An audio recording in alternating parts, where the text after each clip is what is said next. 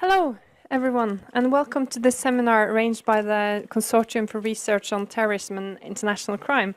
Really happy to see so many here today.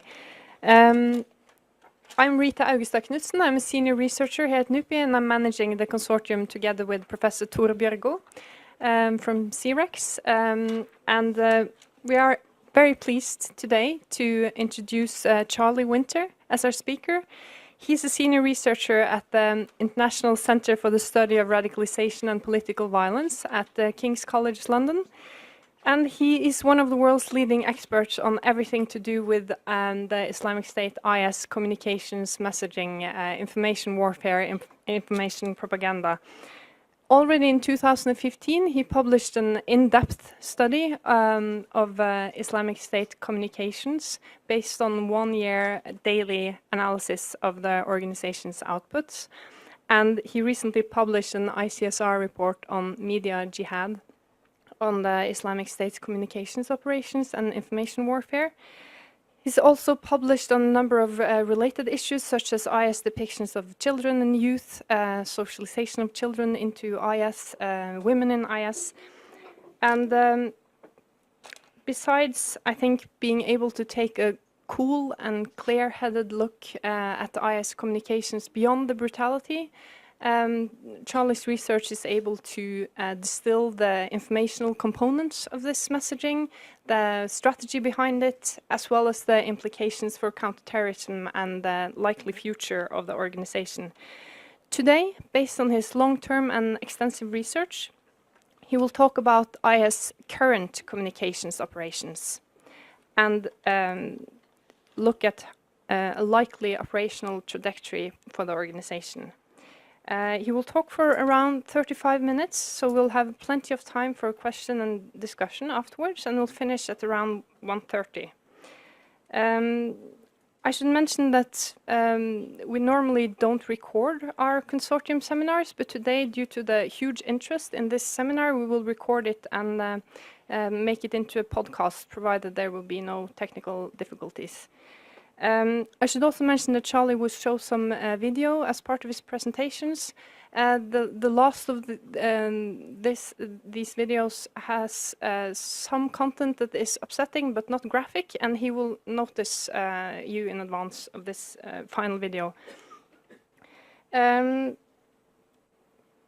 With this, I will only say welcome, Charlie. The floor is yours.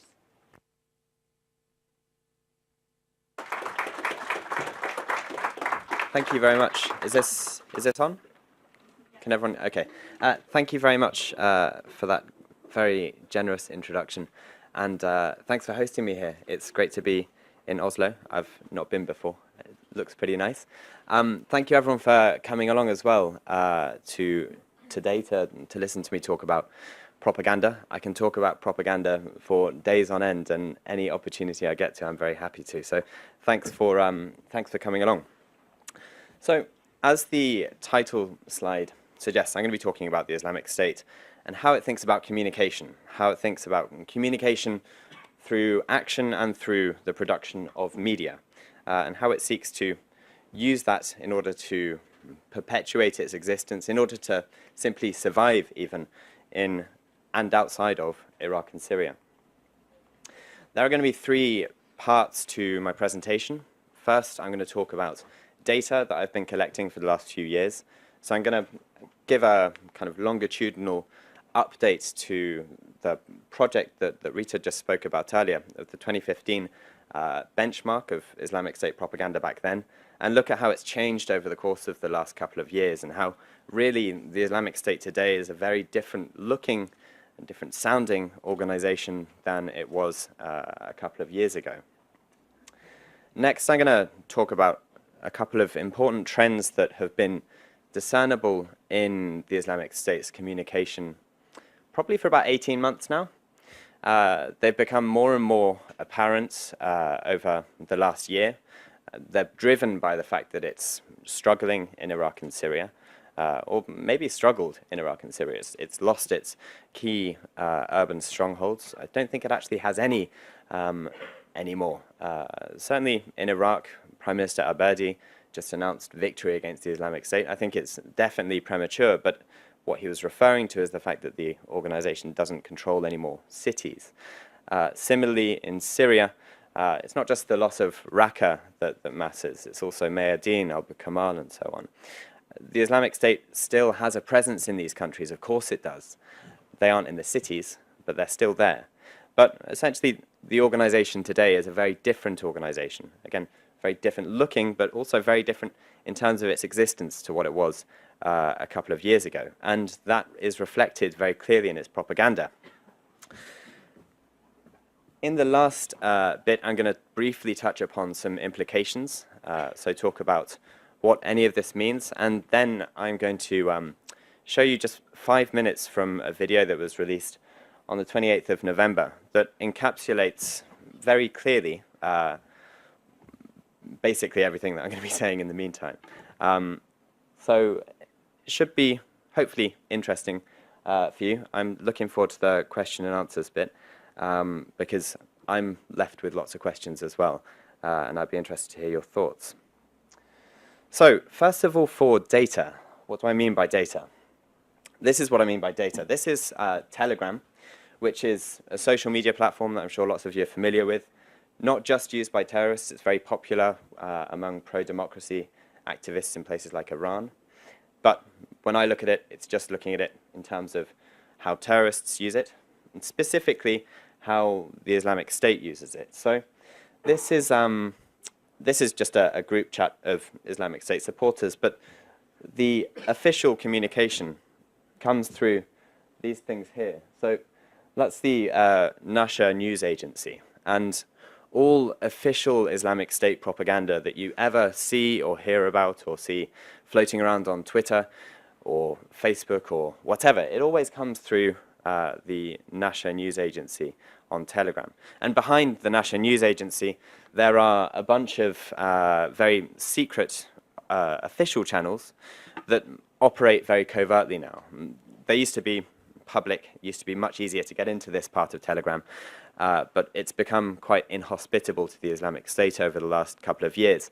So it has to rely on this network of unofficial but networked individuals to support its propaganda dissemination efforts. So on Telegram, it not only acts as a place that you can look at media being released, it also aggregates it and archives it. So this is one day back in July of this year, just one day of photo reports, and this isn't the extent of it either. You can see here there's a big range of stuff. We've got just generally like a lot of guns being shot, but there's also some stuff on governance here.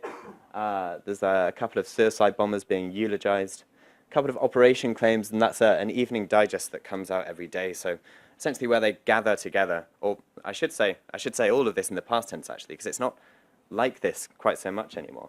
But you still get the evening digest where they gather everything together and they say, this is what we did today. That gets read out in the radio bulletin and so on.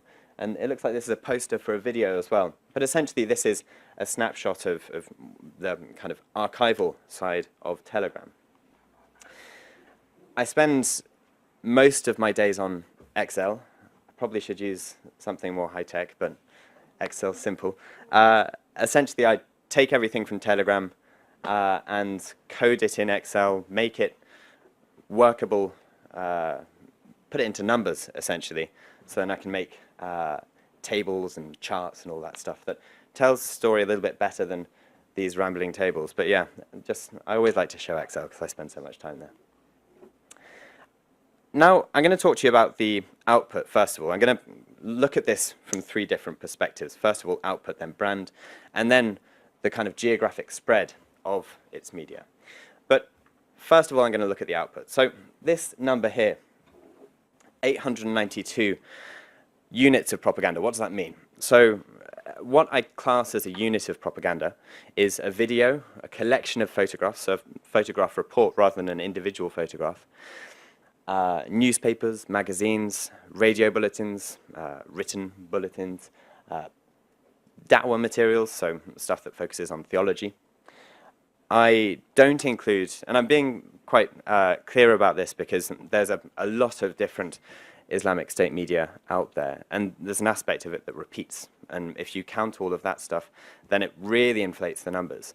But if you remove the stuff that repeats, and the stuff that repeats is essentially the Armagh news agency claims, so operation claims, and the provincial operation claims as well. If you remove that, then you can get a better indication of the editorial capacity of the Islamic State, not just how much they're making, but how much they're able to make. So that says August 2015. It was actually the Islamic month of Shawwal in the Hijri year 1436, which spanned July and August 2015. 30 days, there were 892 unique propaganda events. So it's about, if I remember correctly, it was about 28, an average of 28 bits of propaganda every single day. 3 or 4 videos every single day, about 20 photo reports. A lot of stuff, basically, and also multilingual. The radio bulletins back then were being released in German, Arabic, Turkish, French, and English. Not anymore. If we fast forward about 18 months to February 2017, so that's the Islamic month of Rabi' Athani in the year 1438, it looks quite different. Rather than 892, about a third of its productivity was knocked off.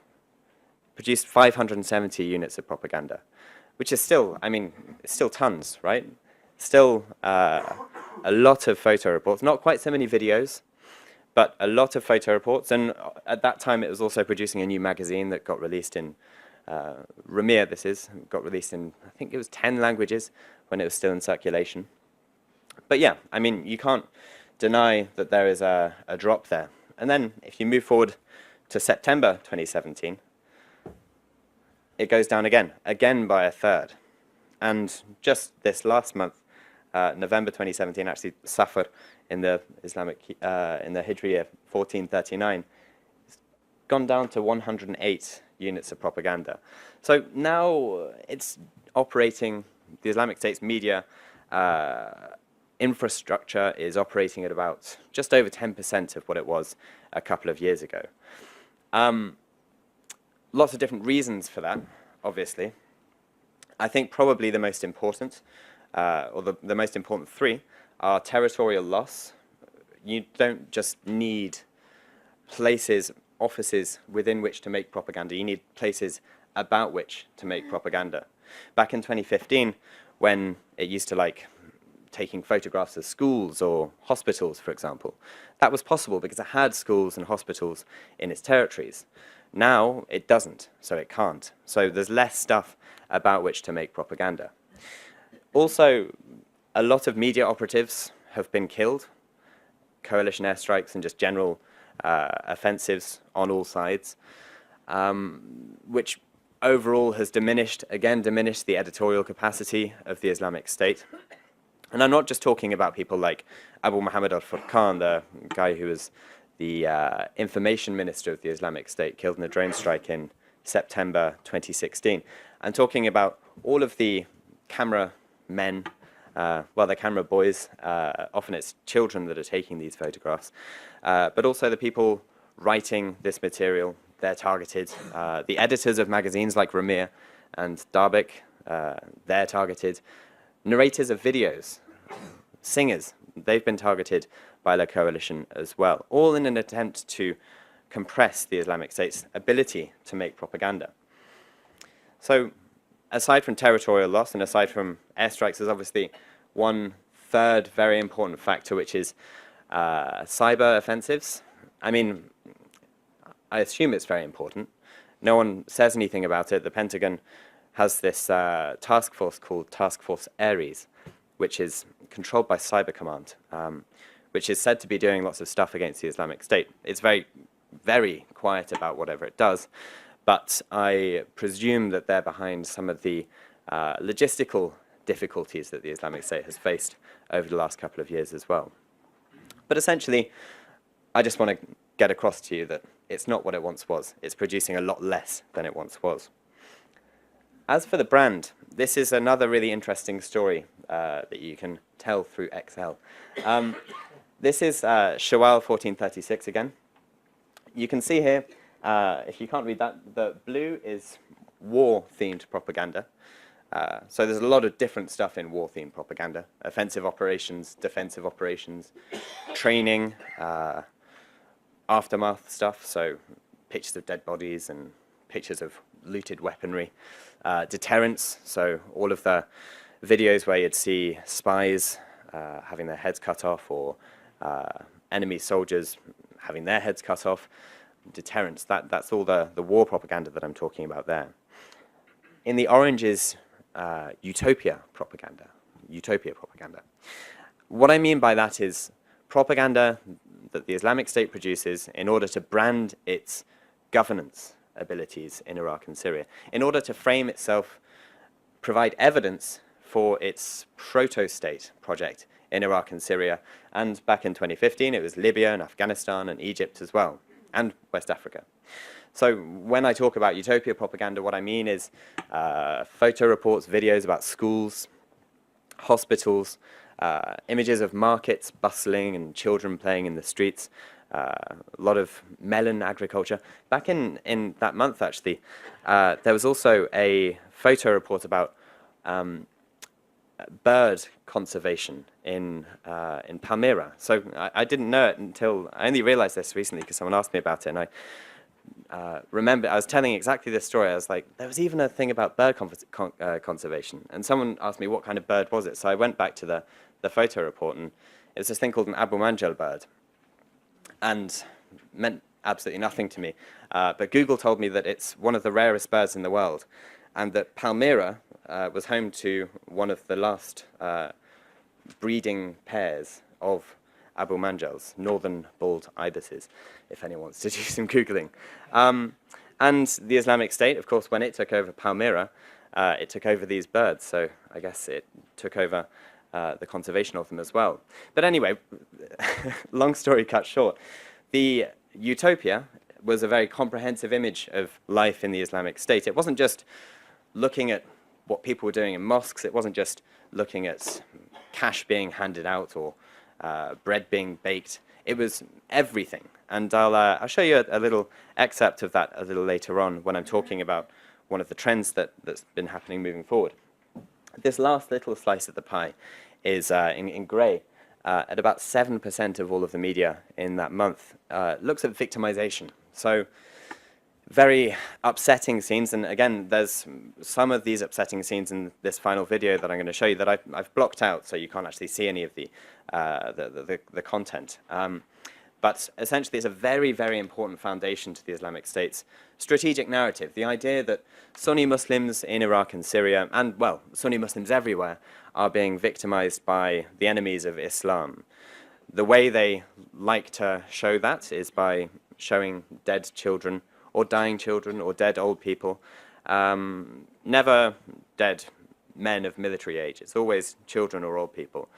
Showing them in the aftermath of airstrikes to show just how evil, just how criminal the international coalition is.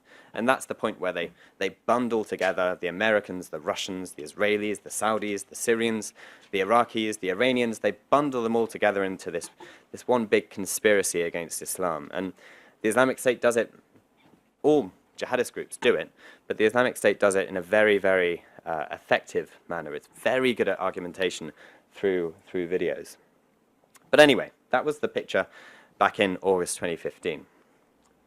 If we move forward again to earlier this year, February 2017, you can see that there's been a very big shift in terms of what kind of media is being privileged, what parts of the Islamic State brand are being prioritized.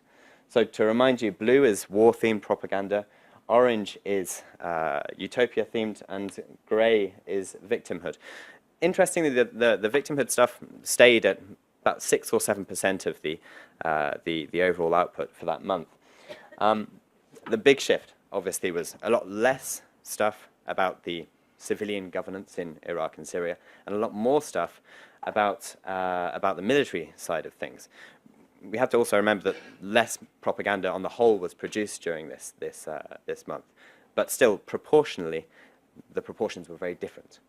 Now, if we think back to earlier this year, February 2017, that was right in the smack in the middle of the battle to recapture Mosul.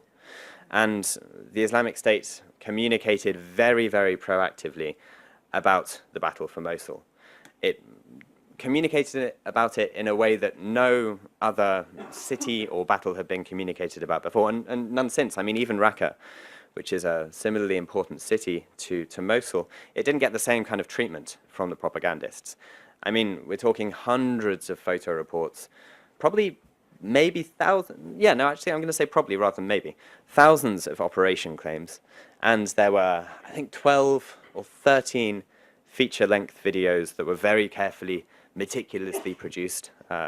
Often the focus was on suicide bombers, a lot of drone footage, that kind of thing. But never before had the Islamic State communicated in this way. Mosul was a sea change in its communications. And that influenced the brand back then. So if we move forward past the loss of Mosul, which that was declared recaptured in July 2017, so a few months ago. Shortly after that, it was Tel Afar, and of course the battle for Raqqa had been going on the whole time as well. September 2017, you can see that it's kind of the same, but again, war is getting more and more important. It's squeezing out Utopia. Victimization, though, still about 6 or 7%. So September 2017, this was just a few weeks before Raqqa was declared recaptured. So that came in mid-October.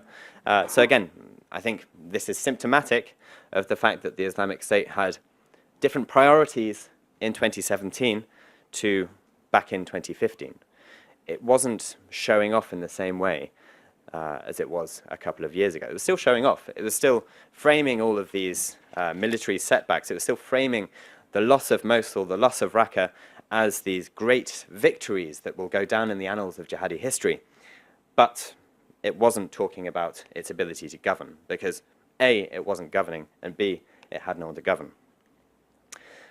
If we just look at November 2017, that just brings it just to a close, just to make it right up to the present. You can see actually that there's less victimization stuff. I mean, it's too early to say from just one data point what that actually means, but it will be interesting to see how they navigate through the next few months. But again, recall that in November, it was only 108 bits of propaganda that were circulated during the entire month versus 892 a couple of years ago. So it's a very different beast now, very different beast. Now for the geographic makeup of it all. So this will take some explaining. This is a map of the Islamic State's media infrastructure.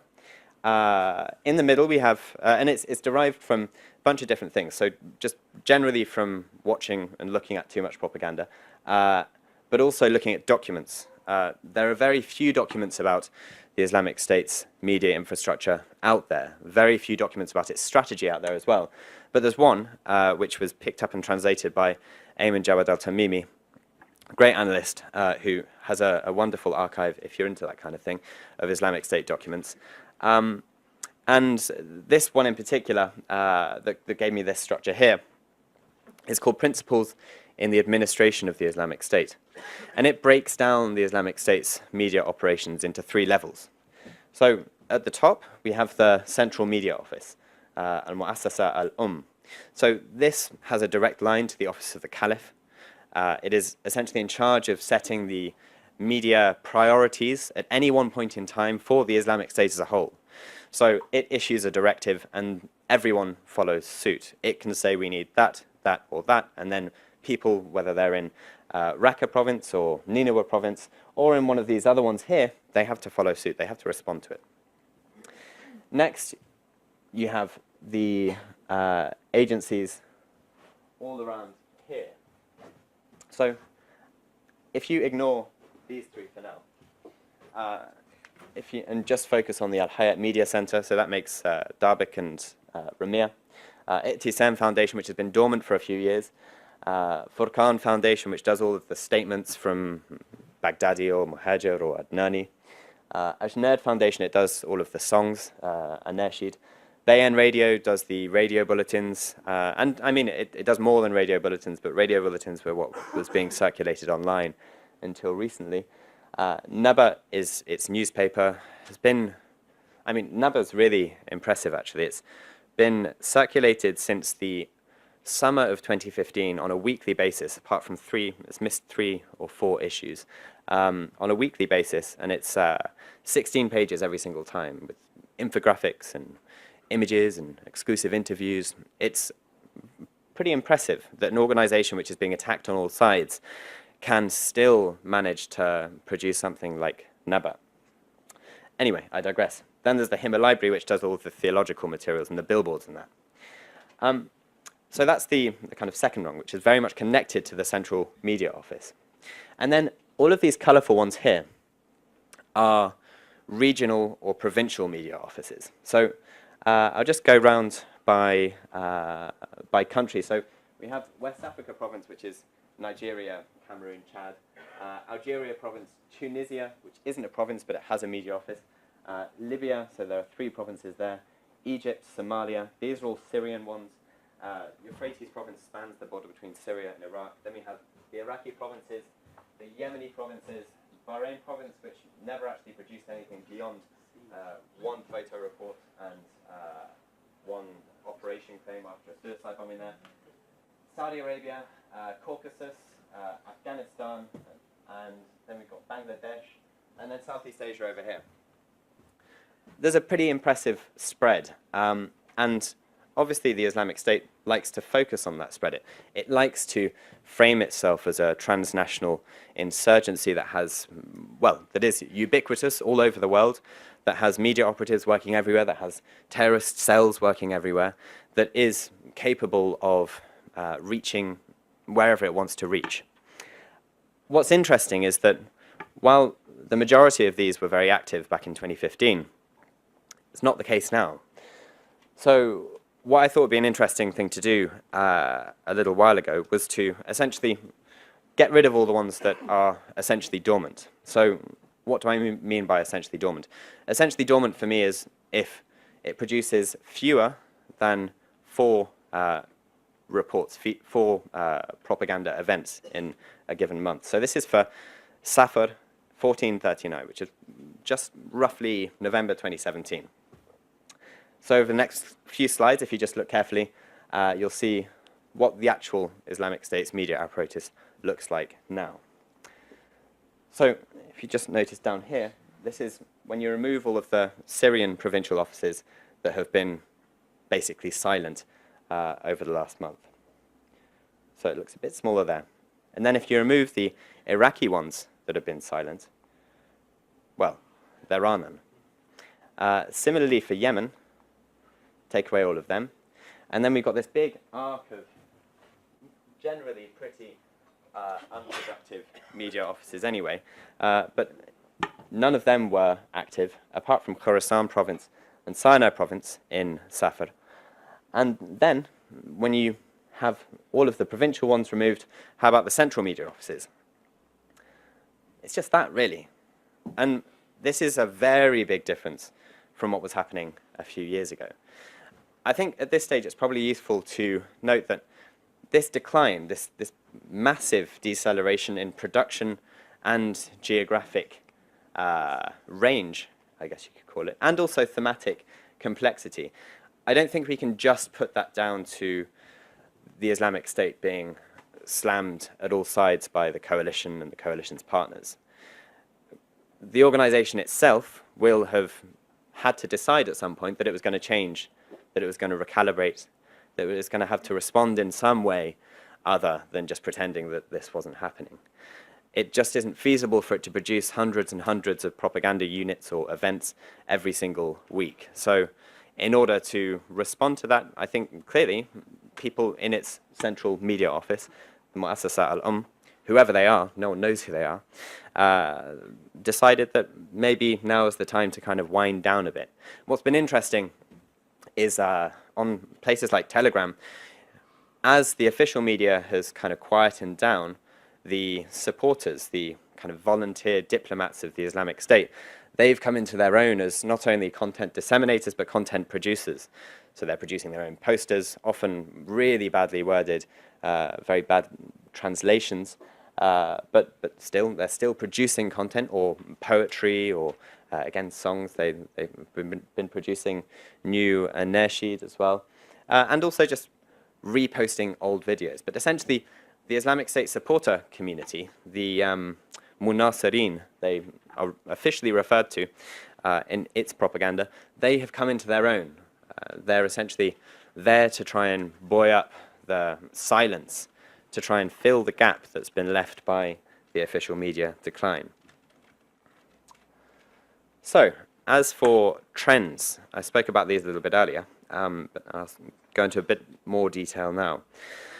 So, these aren't thematic things, though they both have focuses on specific kinds of event. They're more like a structural novelty or innovation in Islamic State propaganda. The first and most important, probably in the long term, is a sense of nostalgia. Now, this is something which has been present in the Islamic State, in any jihadi group's propaganda for, well, forever, really. I mean, they're always harking back to the golden age of Islam some 1400 years ago. When I talk about nostalgia here, I'm talking about it in terms of the Islamic State harking back to its own golden age of a few years ago. And what I mean by that is propaganda where it looks at the pristine utopia of the Islamic State back in Iraq and Syria and Libya and so on, back in 2014, 2015, when it was really at its height. And also, as it's happening now, so in a little pocket of territory that's still controlled by the group, it will literally sometimes even put a rose-tinted filter onto images of civilian life or fighters just having a nice time together. It will literally do that. I think it's kind of trying, I'm pretty sure it's trying, because it's consistent across the board, to generate this idea of nostalgia, to essentially talk about the utopia that once was, but also it enables the Islamic State to position itself, sorry if you can't see it over here, essentially to position itself to say, we had this great, wonderful caliphate back in 2014, 2015. I say that, the caliphate's not going anywhere and it's not just a territorial thing.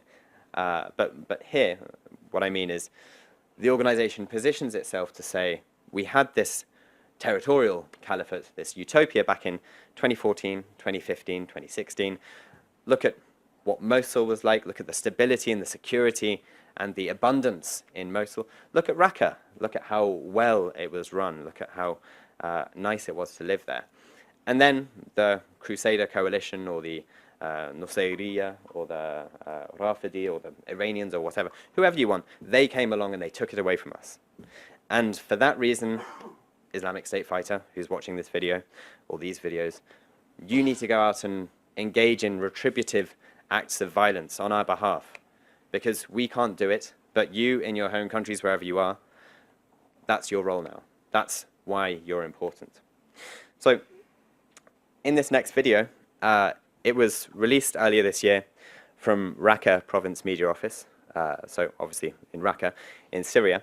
The video itself was called Building Blocks. This is just a short clip of it. And essentially it goes through the different building blocks of the Islamic State's administration of the city. And there's nothing about military stuff. It features a lot of interviews with people, men on the street, just randomly interviewed, or workers that were just randomly interviewed, talking about how wonderful a time they're having. And it shows, well, you'll see, it shows what looks to be quite an efficient running of a city, quite an efficient municipal governance.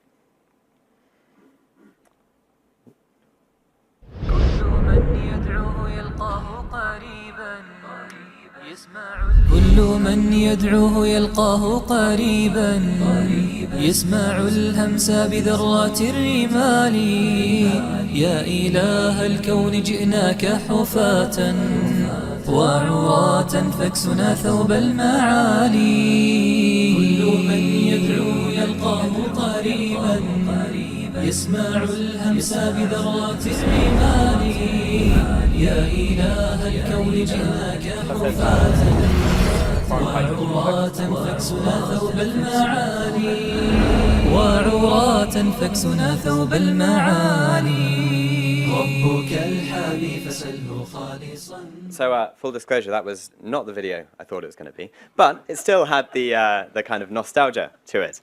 This was actually a video produced by Euphrates Province Media Office and released in September, so it's a more recent one than the Raqqa one that I was going to show. And yeah, it doesn't show governance, but it has that rose-tinted and very kind of visceral, euphoric almost imagery of the caliphate, of what it's like to be there, what it was like to be there, what it was like to fight for it. This video in particular is quite interesting because of the focus that it has on Turkestani fighters, so fighters from China. It's quite rare actually for the Islamic State to focus on a particular nationality of its foreign fighters. It's actually quite rare for the Islamic State to focus on its foreign fighters at all in its provincial media office propaganda. So that it did in this one was kind of unusual, interesting and unusual. So having gone through the nostalgia piece, and again I'll come back to this a bit later on anyway, the second trend that is very important to the Islamic State moving forward, perhaps the most important thing for it moving forward, is this idea of the media bomb. That's not my my choice of wording, it's its choice of wording. Taken from a field guide that it released, it was written by the Himmer Library back in, I think, probably about 2014. But essentially it's a field guide, 55-page field guide, about this size, called Media Operative URA Mujahid 2, and given to propagandists in Iraq and Syria. It essentially outlines the strategic principles of Islamic State propaganda operations. And one of the things that it talks about, aside from alternative narrative and counter-propaganda, is this idea of the media bomb or media projectile. In the preamble to this book, it actually says, I can't remember the exact wording, so this is my paraphrasing it. It says something like, a well-calibrated media projectile can have more impact in the war against the enemies of Islam than a nuclear weapon, which is obviously quite a big thing to say, but not necessarily that much of an exaggeration. If you think about how important propaganda, adversary-facing propaganda, has been for the Islamic State over the last few years, the way that it has managed to seize the narrative space and steer the agenda, the global agenda, not just in terms of foreign policy, but just domestic policy as well. The immense power that the Islamic State has had simply through influence, rather than actually necessarily seizing territory and all that stuff, through propaganda, through the videos of Mohammed Emwazi cutting people's heads off, through videos of the Jordanian pilot being burned alive, through the hostage situation in early 2015 when they were negotiating with states, the Islamic State, an insurgent organization, a bunch of guys in Raqqa, well, not just a bunch of guys in Raqqa, but anyway, a bunch of guys, an insurgent group, negotiating directly with states through propaganda. Propaganda is so important to it. But anyway, I digress. The media bomb, media projectile, refers to a piece of media that can either be amplifying an act of propaganda of the deed, so an act of terrorism, or it can be showing something that will essentially go viral because of how awful it is, how abhorrent it is. So the videos of Jihadi John, they were kind of prototypical media projectiles, but also the videos that are released, like the one I'll show you in a second, that are released in the aftermath of a terrorist operation, where they are essentially showing off about, again, the omnipotence, the ubiquity, supposed omnipotence and supposed ubiquity of the Islamic State. These are media projectiles as well. When they're talking about it, I mean, this is obviously not a revolutionary thing within the kind of global jihadist movement, but the Islamic State has taken it to another level. They refer specifically to this Saudi cleric, Shaibi, who's dead now. I think he died in the early 2000s. And essentially their whole premise for the media projectile is that everything that angers the enemies of Allah is a form of jihad. So even if it doesn't cause them direct harm, even if it isn't a bomb going off or a bullet going into flesh or whatever, if it psychologically causes them harm and angers them and provokes them, then that is just as much a legitimate and an admirable form of jihad as is shooting a bullet or blowing up a bomb. And this is kind of at the heart of how the Islamic State thinks about propaganda on the whole. Propaganda is not just communication, it's a mode of governance, it's a way of fighting as well. It is really important to the Islamic State, and yes, it hasn't come up with all of this stuff out of nowhere. Yes, it's inherited all of these techniques and developed all of these tools based on what other organizations have done before it, but the immense amount of resources and kind of privileges that the Islamic State bestowed upon its media operatives in order to do what it's done these last few years is really testament to the fact that they do consider media work, propaganda, to be a central part of the jihad.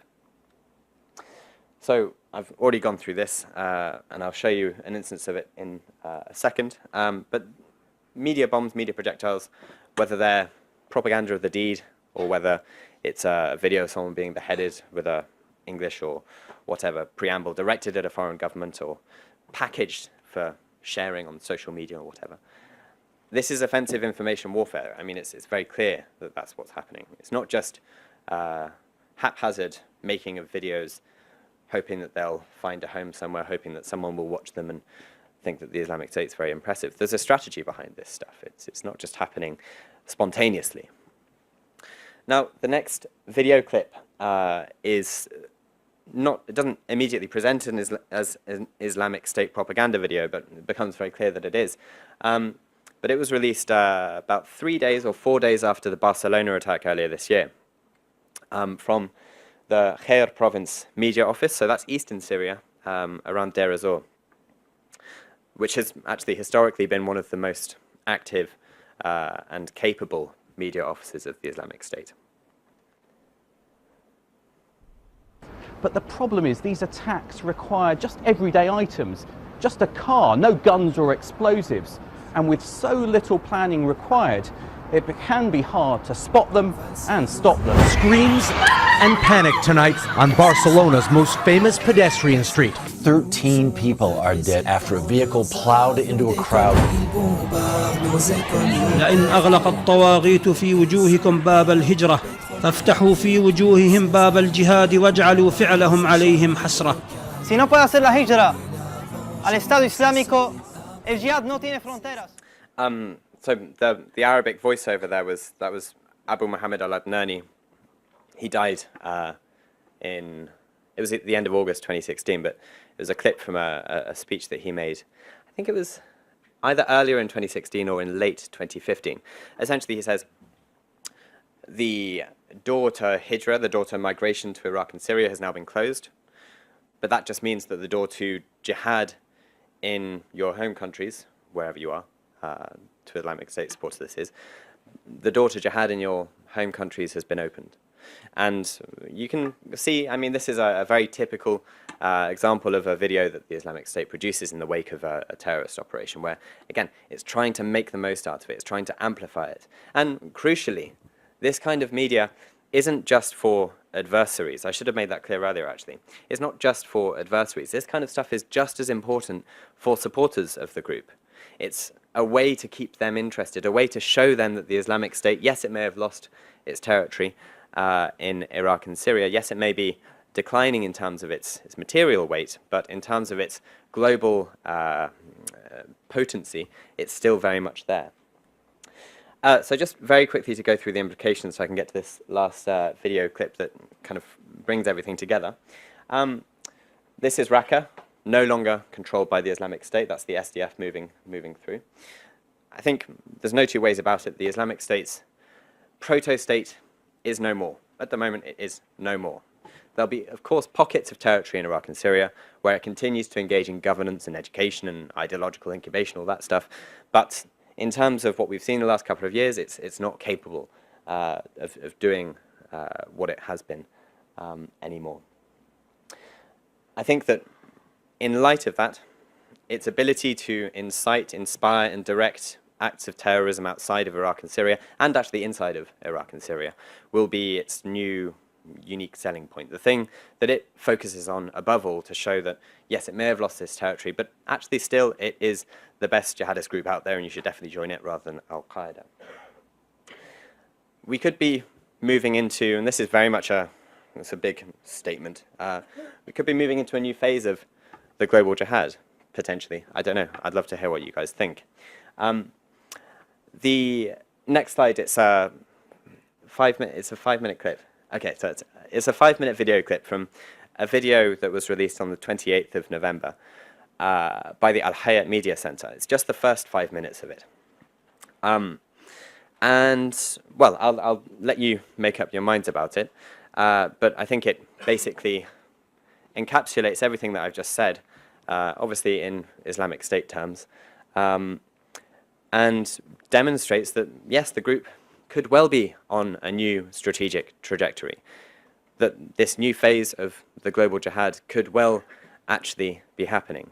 Whether rhetoric matches up with reality is another question, but certainly in terms of its official strategic communication, the Islamic State does seem to have taken this new tack.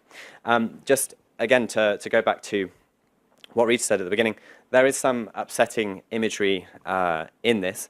I spent much of last night and much of this morning trying to put black boxes over the upsetting imagery, and I think I did a good job of it. But just to warn you anyway, it's Islamic State propaganda, so it's pretty brutal, but hopefully it's sanitized enough that you can get the meaning of it without actually having to see the bad bits of it.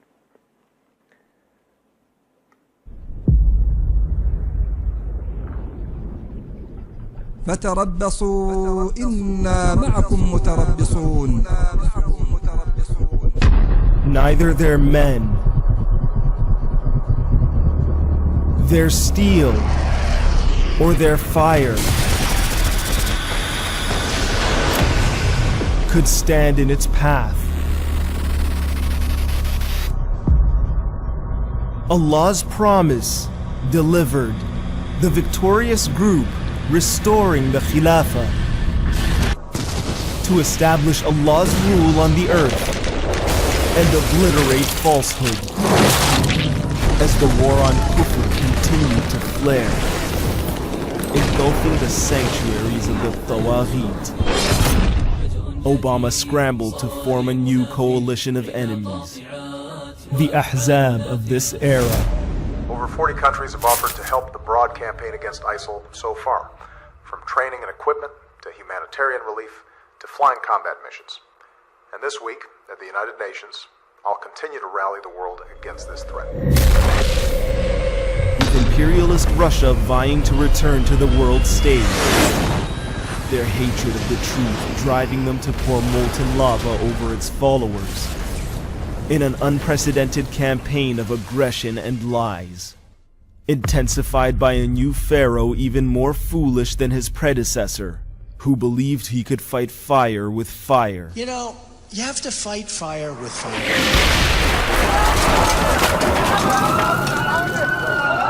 This is an evil, sadistic, monstrous enemy, absolute butchers.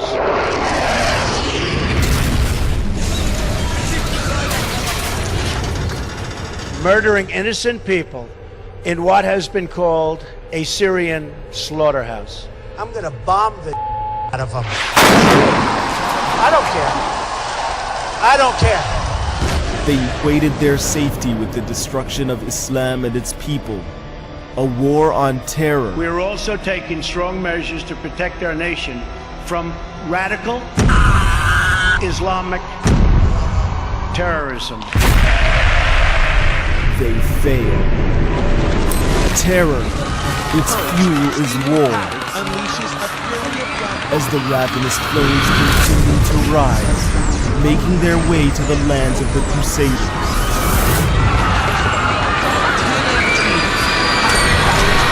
Rounds at a security guard who approaches his room. Shot in the leg, the guard still released to the scene. We're at 11:20. And as Allah continued to alternate the outcomes of battles, the creed of the victorious group remained constant.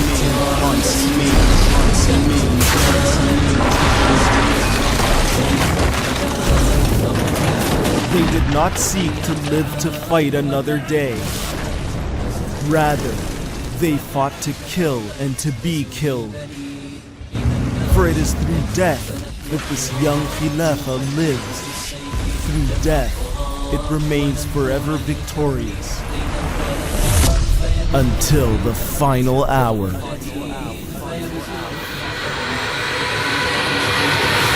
فموتي بغيظك أمريكا، موتي بغيظك، فلن تهزم أمة يتسابق أبناؤها شيبا وشبانا على الموت وإزهاق النفس رخيصة في سبيل الله. ولن يغلب جيل همه الآخرة وحسن العاقبة، فالحرب سجال والأيام دول.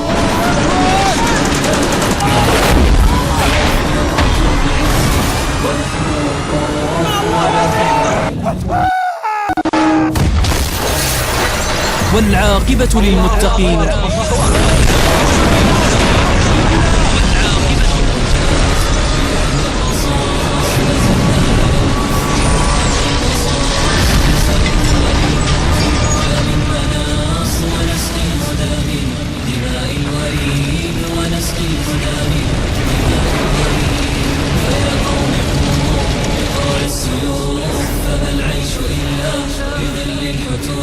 نموت بعز ونحن وقوف ولا خير في العيش عيش العبيد ولا خير في العيش عيش العبيد.